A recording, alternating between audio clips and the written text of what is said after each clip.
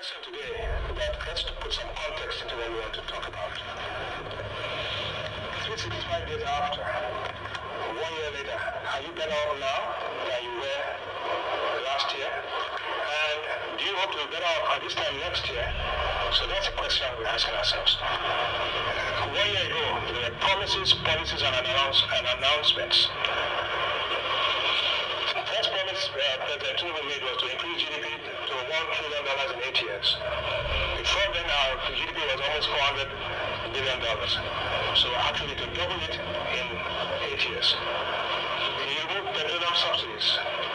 He unified exchange rates. He promised to overhaul the security infrastructure. We just heard that now. And he also promised to double the power generation, which was 5,000 megawatts then to 10,000 megawatts in a period of 5 years, which means he promised to increase power by 1,250 megawatts every year. So the highlights of this policies and announcements were that major policy changes were announced in 2023, including the $1 trillion GDP goal. The time lag between policy announcements and efforts effect was a drag on outcomes. The unintended consequences are leading to social unrest. There's a cost of living crisis in Nigeria. The minimum wage regulation will be a source of widespread conflict, and the wrong sequencing of reforms is taking its toll on output.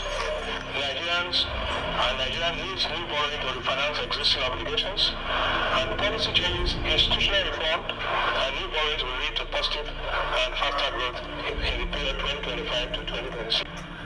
Now, what are we seeing?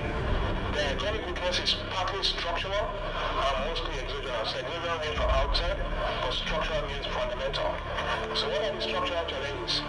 Rent-seeking market structure, energy crunch, 4,000 megawatts, regulatory bottlenecks, declining labor productivity, and demographic pressures, including urbanization. Exogenous shocks, COVID disruption, after COVID, global supply chain disruption, political tension, high global interest rates. Transitory developments, cost of living crisis.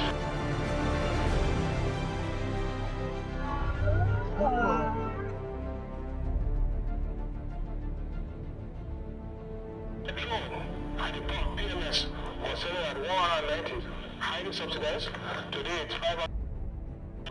Most parts of the country, 617 So the price of diesel at this time last year was 840 naira a liter. Today it's 1,200. Don't forget this diesel price had gone all the way to 1,700. But thanks to Dangote, they brought it down to 1,200 and it's up by 43%. Now, what really happened? This is very important. What